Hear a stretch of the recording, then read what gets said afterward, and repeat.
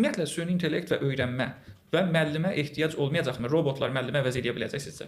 Bu çox verilən bir sualdır. Açıq mən bu suala hər hansısa bir formada cavab vermək istəmirəm, çünki bir müəmma var.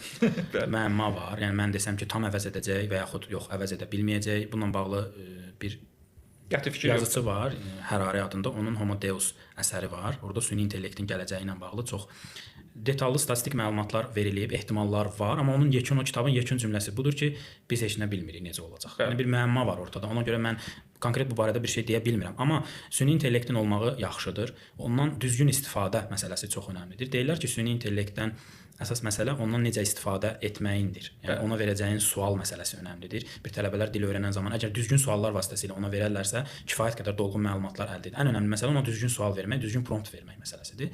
Dil sektoruna təsiri barəsində deyə bilərəm ki, təsiri var.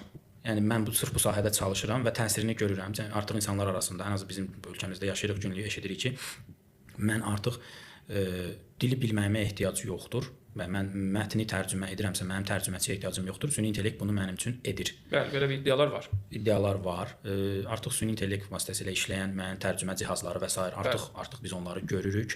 Təsiri var. Yəni insanlar, adi bir insan düşünür ki, düşünə bilər ki, mən dilə bu qədər vaxt ayırım, bu qədər maliyyə xərcləyim, öyrənim. Ondan sonra bir gedim bir qulaqlıq alım, ağıllı qulaqlıq alım və mənim xaricə səfər edən zaman dil problemim aradan qalxsın. Təsiri var, bəli, amma şagirdlərin arasında da yayğın istifadə olunmağa başlayıb bu və artıq müəllimlər bir növ ondan mübarizə belə deyək yolunu seçiblər ki, şagirdə mən tapşırıq verdim, getdi orada yazdı, gətirdi. Mən necə müəyyən edim ki, bunu bəli şagird özü yazıb yoxsa yox. Müəllim bir mənalı olaraq yerində olmalıdır, sözün həqiqi mənasında. Müəllim özü onu süni intellekti istənilən şagirddən yaxşı bilməlidir. Müəllim onu belə deyək orada yazılıb yazılmadığını ayıra biləcək səviyyədə olmalıdır. Nəzərə alaq ki, müasir nəsil, texnoloji inkişaf baxımından biz yaşda insanlardan deyərdim ki, yəni rəqabətdə onlar irəlidir.